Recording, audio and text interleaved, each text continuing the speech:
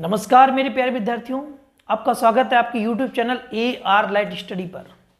जैसा कि विद्यार्थियों पीछे की 2 वीडियो में हमने बहुत कुछ सीखा, हमने बहुत कुछ जाना। हम विद्यार्थियों बैठ कर के साथ एक साथ बैठ कर बहुत सारी चीज़ें सीखने वाले हैं और बहुत कुछ जानने वाले हैं बच्चों। पीछे की वीडियो में हमने जाना कि भारतीय इतिहास किस प्रकार से रहा होगा, भारतीय इतिहास की क्या दशा रही, कैसी स्थिति रही। भारतीय इतिहास के माध्यम से हमने बहुत कुछ जाना है, भारत की क्या स्थिति रही होगी। विद्यार्थियों हमने बहुत कुछ सीखा, जानने के बाद आज एक नए पथ पर नई चीज़ों के साथ जुड़ने वाले हैं बच्चों।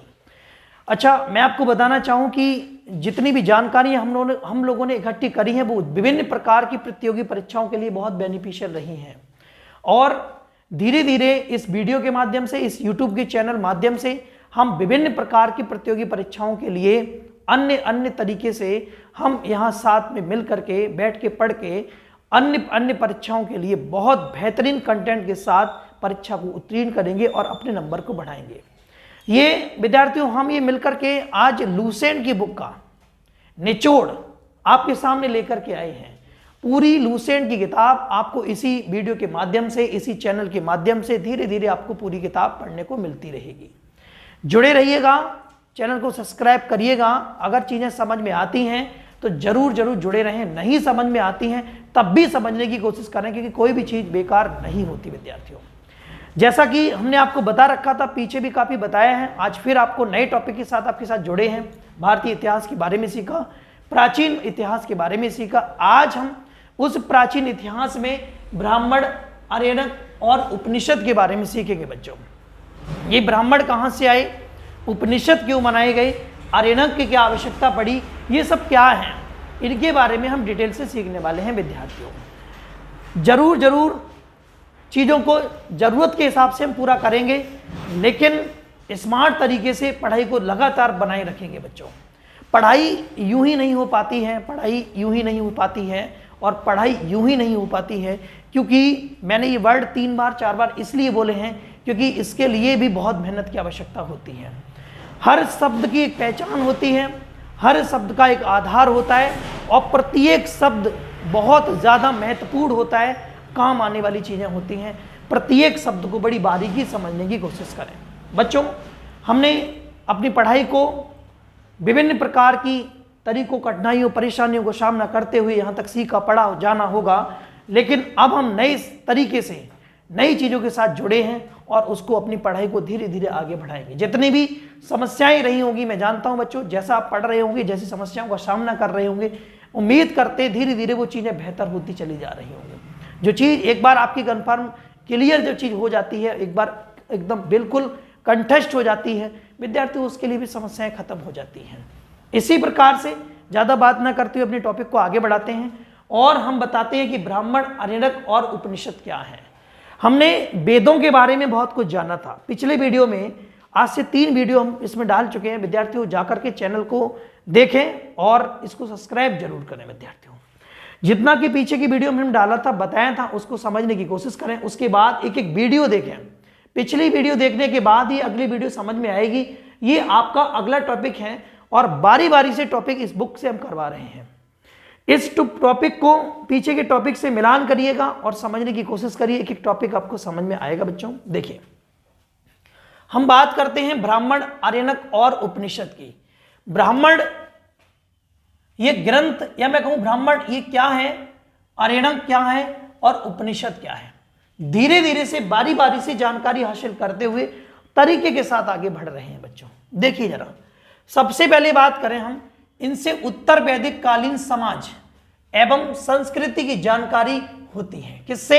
ब्राह्मण ग्रंथ से। आपको बताएं, इनसे ब्राह्मण ग्रंथ से, आर्यनक से, उपनिषद से।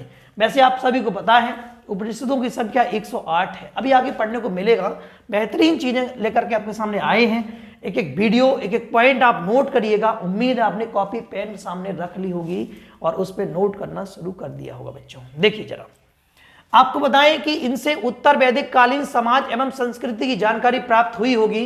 अब एक बात हमारी समझ में नहीं आती है बच्चों कि आप लोगों की पढ़ाई किस तरीके से चल रही है।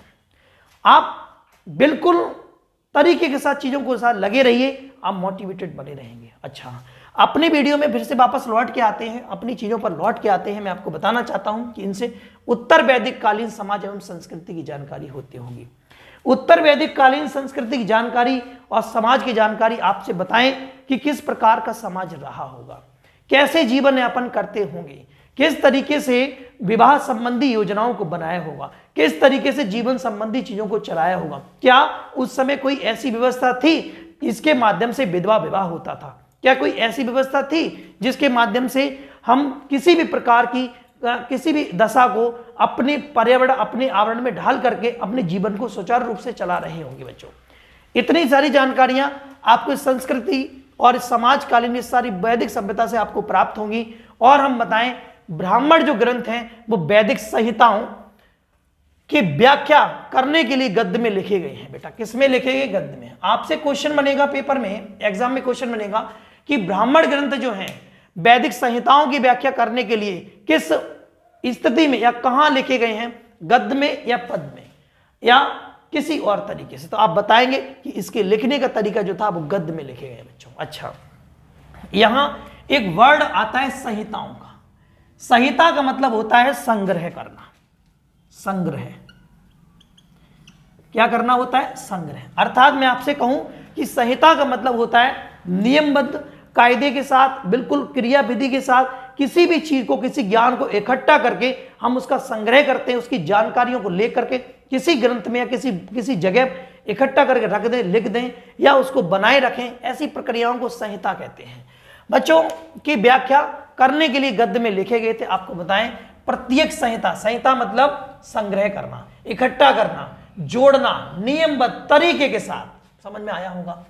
अलग अलग ब्राह्मण ग्रंथ हैं, इनमें से हमें परिच्छेद के बाद और बिंबिसार के पूर्व की घटनाओं का ज्ञान प्राप्त होता है। किससे प्राप्त होता है? किससे प्राप्त होता है? ब्राह्मण ग्रंथ होते हैं। ये क्या है? जो ब्राह्मण ग्रंथ हैं वो आपको बताएंगे कि ये 4 तरीके से बदल गए हैं, किस लिए बनाए गए हैं, क्या इसका रीजन रहा होगा, बारी बारी सारी चीजों की जानकारी इकट्ठा करेंगे बच्चों। देखिए, आपको बताएं, हम प्रत्येक संहिता के अलग अलग ब्राह्मण ग्रंथ हैं, इनसे हमें परिच्छेद के बाद और बिंबिसार की पूर्व मतलब पहले की घटनाओं का ज्ञान प्राप्त होता है। अच्छा, कैसे प्राप्त होता है?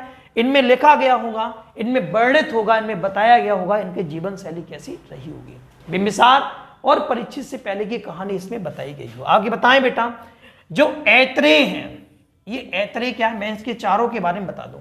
ब्राह्मण ग्रंथ क्यों लिखे गए, क्या इसका रीजन था? छोटी सी लाइन है, जरा समझने की कोशिश करना।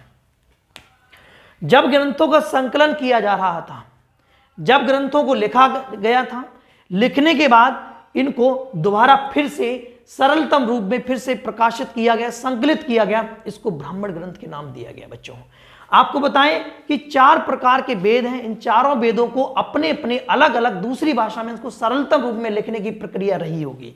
आपको बताएं, ये 4 वेद हैं और 4 ही इनके ब्राह्मण ग्रंथ हैं। अर्थात मैं आपसे कह सकता हूं कि ब्राह्मण ग्रंथ की आवश्यकता क्यों पड़ी, और इसलिए पड़ी कि इसको सरल बनाने के लिए, इसको समझने के लिए, इसको बांटने के लिए, इसको धीरे धीरे से चीजों में विलीन करने के लिए मैं आपको बताऊं कि ब्राह्मण ग्रंथ बनाए गए हैं। किससे? वेदों से।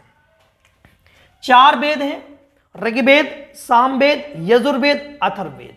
आपसे कहें कि ऋग्वेद का ब्राह्मण ग्रंथ क्या है, आप बताओगे ऐत्रेय या कौशिकी ब्राह्मण ग्रंथ। आपसे कहें कि सामवेद का ब्राह्मण ग्रंथ क्या है, आप बताओगे पंचविश। आपसे कहें यजुर्वेद का ब्राह्मण ग्रंथ क्या है, आप कहोगे तैत्तिरीय या शतपथ ब्राह्मण। आपसे कहें अथर्ववेद का ब्राह्मण ग्रंथ क्या है, आप बताओगे गौपथ है। समझ गए? ये है ब्राह्मण ग्रंथ। आज आपको डिटेल में समझ में आया होगा कि ब्राह्मण ग्रंथ क्या है। अर्थात वेदों को सही रूप से और ज्यादा सरलतम बनाने के लिए संकलित किया गया होगा और बनाए गए होंगे ब्राह्मण ग्रंथ। इतनी बात समझ में आई। अब बात करेंगे ऐत्रेय की, और ऐत्रेय किससे संबंधित है? ऋग्वेद से संबंधित है। तो कह रहे हैं ऐत्रेय में राज्याभिषेक के नियम और प्राचीन राजाओं के नाम दिए गए हैं। बच्चों, बड़ी साधारण भाषा में समझेंगे। जो ऋग्वेद है इससे क्या बना है? ऐत्रेय ब्राह्मण। और ऐत्रेय में राज्याभिषेक के नियम और प्राचीन राजाओं के नाम दिए गए हैं। वेरी गुड, बहुत बढ़िया। ये 2 वर्ड यहां पर निकल के आते, एक तो आता है राज्याभिषेक और एक आता है प्राचीन। हम प्राचीन तो जानते, प्राचीन का मतलब होता है पुराने से पुराना, एंशिएंट। राज्याभिषेक का मतलब होता है कि किसी के राजा को उसके पदभार ग्रहण करने की पूरी प्रक्रिया जो विधि होती है, किसी भी शासक किसी भी राजा के पदभार ग्रहण करने की पूरी प्रक्रिया जो होती है वो राज्याभिषेक कहलाती है। राज्य वो जगह, वो शासन व्यवस्था जहां राजा अपना वास कर रहा है। अभिषेक, शेख का मतलब होता है तिलक, अर्थात राज तिलक एक तरीके से कह सकते हैं। तो राज्याभिषेक की पूरी बात समझ में आ गई। राज्याभिषेक किसे कहते हैं आपको बताएं। सतपथ में गांधार, सतपथ कौन सा, ऐत्रेय किससे संबंधित था, ऋग्वेद से। सतपथ किससे संबंधित है, यजुर्वेद से। आप कह सकते हो कि यजुर्वेद में या सतपथ में गांधार, शल्य और कैकेयी, कुरु, पांचाल, कौशल, विदेह आदि, विदेह आदि राजाओं का उल्लेख मिलता है। किसका किसका, विदेह, कौशल, पांचाल, कुरु, कैकेयी, गांधार और शल्य, ये सतपथ में मिले हैं। किसमें मिले हैं बच्चों, सतपथ। इन राजाओं का जो उल्लेख है वो सतपथ में मिलता है। और जो सतपथ है ये लिखा सतपथ, ये सतपथ किससे संबंधित है, यजुर्वेद से संबंधित है बच्चों। ठीक है, इतनी बात आपको बिल्कुल तसल्ली से समझ में आ गई होगी। आगे की लाइन की बात करें अगर हम आपसे, तो समझने की कोशिश करना बेटा। वैदिक साहित्य में, किसमें बेटा, वैदिक साहित्य में, वैदिक साहित्य, साहित्य आप सभी जानते हो, लिखने की व्यवस्था साहित्य होगी, नॉर्मल भाषा में समझने की कोशिश करें। वैदिक साहित्य में ऋग्वेद के बाद सतपथ ब्राह्मण का स्थान है। किसमें, वैदिक साहित्य में। और वैदिक साहित्य के बाद मैं कहूं आपसे कि ऋग्वेद, सामवेद, यजुर्वेद, अथर्ववेद, इनके बाद अगर किसी का नाम आता है, इसके बाद किसी का स्थान है, तो वो है ब्राह्मण ग्रंथ। समझ में आ रहा नहीं आ रहा, ठीक है, वेरी गुड। अरण्यक, अरण्यक किसे कहते हैं जरा समझ लो। अरण्यक का मतलब होता है जंगल, अरण्यक का मतलब होता है जंगल। क्या होता है, जंगल।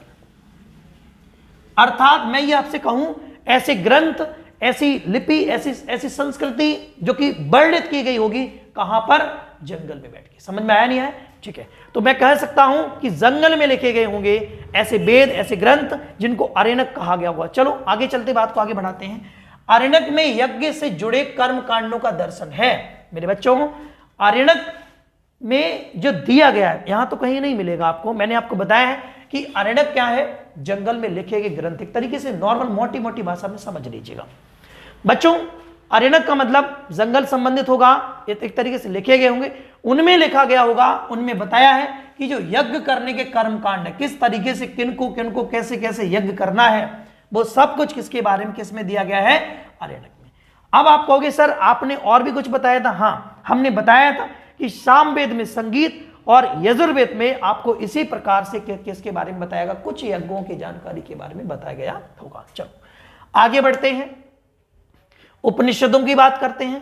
उपनिषद का मतलब होता है, आप मेरे बच्चों प्यारे विद्यार्थियों, उपनिषद का मतलब समझ लें। उपनिषद, उपनिषद का मतलब होता है ब्रह्म ज्ञान के लिए समीप बैठकर ग्रहण की जाने वाली शिक्षा, अर्थात पास बैठ करके सीखने वाली जो शिक्षा होती है उसको उपनिषद कहते हैं। अर्थात इन उपनिषदों की संख्या 108 है। कितनी है बच्चों, 108 उपनिषदों की जो संख्या है वो 108। लेकिन मोस्ट इंपोर्टेंट फैक्ट आपका यह है कि 13 को केवल, कितने को, 13 को केवल उपनिषद का दर्जा मिला हुआ है। और इनमें यज्ञ से जुड़ी दार्शनिक और आपसे कहें विचार, शरीर, ब्रह्मांड, आत्मा, ब्रह्म की व्याख्या की गई है। बच्चों आपको समझ में आया होगा, जो उपनिषद हैं इनकी टोटल कुल संख्या 108 है, लेकिन जिसमें जो 13 उपनिषद हैं इनको मूल उपनिषद की संज्ञा दी गई है। क्या बोला गया है, मूल उपनिषद का दर्जा मिला है। और इनके अंतर्गत यज्ञ से जुड़े दार्शनिक चीजें, यज्ञ से जुड़ी बातें आपको बताएं, विचार, शरीर, ब्रह्मांड, आत्मा और ब्रह्म की व्याख्या की गई है। आपको एक बात और मोस्ट इंपोर्टेंट बात याद रखनी है, जो स्त्री की बात करेंगे हम, स्त्री मतलब महिला। आपसे कहें स्त्री मतलब वो देवी, वो स्वरूप, वो संस्कृति जिसकी व्यवधान से संपूर्ण समस्त जीवन चलता है। आपसे कहें कि पूरी दुनिया जिस पर विराजमान करती है, जिस पर निर्भर करती, डिपेंड करती, वो स्त्री ही है। मेरी भाषा में ये समझ लीजिए। हम लोग स्त्री की बात करेंगे तो स्त्री की सर्वाधिक गिरी हुई स्थिति जो थी वो थी मैत्रेयनी में। किसमें थी, एक मैत्रेयनी नामक की किताब, ग्रंथ जो लिखा होगा उस संहिता से प्राप्त होती है। किसके बारे में जानकारी, स्त्री के बारे में। सोचिए आप, उस समय इस स्त्री की क्या दयनीय स्थिति रही होगी, उस समय स्त्री की क्या व्यवस्था रही होगी, महिला क्या रही होगी, किस प्रकार की व्यवस्था रही होगी। इस वर्ड से आपको समझ में आता है कि कितनी गिरी हुई स्थिति रही होगी किसकी, मैत्रेयनी में। कहां पर, स्त्री की। कहां पर, मैत्रेयनी में। किसकी, स्त्री की। कैसे हुई, गिरी हुई स्थिति रही होगी। संहिता से प्राप्त होता है। बच्चों आपको बताएं, जिसमें पुरुष का तीसरा मुख्य दोष बताया गया, किसको, स्त्री को। जिसमें पुरुष का तीसरा मुख्य दोष बताया गया स्त्री को। पहला जुआ, दूसरा शराब, तीसरा स्त्री, अर्थात तीसरा सबसे बुरा दोष किसमें बताया गया है, मैत्रेयनी में। किसको, स्त्री को। सोचिए आप, इस तरीके से बात कही है। लेकिन आपको जानकर हैरानी होगी, आपको जानकर खुशी होगी कि अगले फैक्ट में आपको बताया गया है स्त्री एक अर्धांगिनी है, स्त्री पुरुष का आधा अंग है, स्त्री संपूर्ण जीवन है, स्त्री कर्ता धर्ता है और स्त्री ही मानव स्वरूप है, स्त्री ही जीवन है। आपको सच बताएं तो आगे लिखा है कि विचार, शरीर, ब्रह्मांड, आत्मा, ब्राह्मण, इन सभी की व्याख्या किसमें की गई है, आपको पता चल गया होगा। इन सभी की व्याख्या उपनिषदों की संख्या 108, जिनमें 13 मूल उपनिषद हैं और इनसे जुड़े हैं। इन सभी के बारे में जानकारी उपनिषदों से मिलती है। यही एक बात हमने आपको बताई, सर्वाधिक गिरी हुई जो स्थिति है वो मैत्रेयनी में बताया गया है। किसकी है, स्त्री की है। आपको बताएं कि जिसमें स्त्री को जुआ, शराब और पुरुष का तीसरा अंग, तीसरा दोष, अंग नहीं तीसरा दोष बताया गया है। आपको बताएं कि शतपथ ब्राह्मण में, ये मोस्ट इम्पोर्टेंट फैक्ट है, याद रखना बच्चों। शतपथ ब्राह्मण में, शतपथ ब्राह्मण आपको समझ आ गया, वो शतपथ का मतलब क्या हो गया, यजुर्वेद। क्या हो गया, यजुर्वेद। शतपथ ब्राह्मण में, यजुर्वेद में हम आपको बताएं कि स्त्री को अर्धांगिनी कहा गया है। क्या कहा गया है, स्त्री को अर्धांगिनी कहा गया है। अर्थात आप मेरी बात से सहमत होंगे कि कहीं कहीं बताया है स्त्री सबसे गिरी हुई दैनिक स्थिति थी और स्त्री सबसे गिरी हुई थी, और कहीं कहीं बताया है स्त्री पुरुष की अर्धांगिनी थी। अर्थात शतपथ ब्राह्मण में स्त्री को पुरुष की अर्धांगिनी कहा गया है। आगे नेक्स्ट फैक्ट आप मोस्ट इंपोर्टेंट डाल लीजिएगा, जाबालोपनिषद। क्या डालेंगे, जाबालोपनिषद। और जाबालोपनिषद में चारों आश्रमों का उल्लेख किया गया है। कितने आश्रम का उल्लेख किया गया, चार। चार आश्रम कौन से हैं ये हम अगले वीडियो में, अगले टॉपिक में आपको जरूर बताएंगे। अभी आपको केवल हम बताते हैं ब्राह्मण। समझ गए, ब्राह्मण। अर्थात आप मेरी बात को समझने की कोशिश करेंगे। चारों आश्रमों के बारे में हम आपको नेक्स्ट टॉपिक में जरूर बताएंगे कि चार आश्रम कौन कौन से हैं, किस प्रकार से मनुष्य को अपने जीवन का निर्वाह करना चाहिए, किस प्रकार से मनुष्य को अपने जीवन को चलाना चाहिए, किस प्रकार से जीवन को, मनुष्य को अपने जीवन के आधार से गृह त्याग करना चाहिए, किस प्रकार से जीवन के त्याग से अपने आधार के अनुसार जीवन में भोजन को किस स्थिति में लेकर के जहां तक जाना चाहिए, ये सारी बातें आपको सीखने को मिलेगी। इसमें आश्रमों में चार व्यवस्थाएं हैं। इसकी कितनी व्यवस्थाएं, चार। बाल अवस्था होती है, उसके बाद अगली अवस्था आती है, जीवन आरंभ होता है और एक बार मृत्यु के समीप होते हैं। किस तरीके से चारों आश्रमों की जानकारी होगी, किस प्रकार से चारों आश्रम होंगे, मैं आपको अगले टॉपिक में जरूर बताऊंगा। बच्चों मेरी बात आपको समझ में आई होगी। इसमें आपको एक पॉइंट और बताना था। आपको बताएं कि जो ब्राह्मण ग्रंथ है इसमें वैदिक संहिताओं के बारे में बताया गया है। आपको बताएं इसी में चार वर्णों का उल्लेख मिलता है। कितने वर्णों का उल्लेख मिलता है, चार। ब्राह्मण, क्षत्रिय, वैश्य और शूद्र। यकीन मानो आपको मेरी ये बातें समझ में आई होंगी और ये टॉपिक आपको बड़ा शानदार टॉपिक लगा होगा। और उम्मीद करते ऐसे ही आप मेरे साथ जुड़े रहेंगे और चीज़ों को सीखते रहेंगे और इनसे विभिन्न प्रकार की प्रतियोगी परीक्षाओं में आप लाभ लेते रहेंगे। और मैं जानता हूं कि आपको इनमें से बहुत कुछ इंपॉर्टेंट फैक्ट है जो आपने नोट कर लिए होंगे, निकाल के रख लेंगे बच्चों। तो आज अपनी वीडियो को यहीं रोकते हैं, यहीं पर अपनी बात को ख़त्म करते हैं। उम्मीद करते हैं अगले वीडियो में आप मुझे इसी जोश, इसी मेहनत के साथ मिलेंगे। आपका स्वागत है और हार्दिक अभिनंदन है। बहुत बहुत धन्यवाद।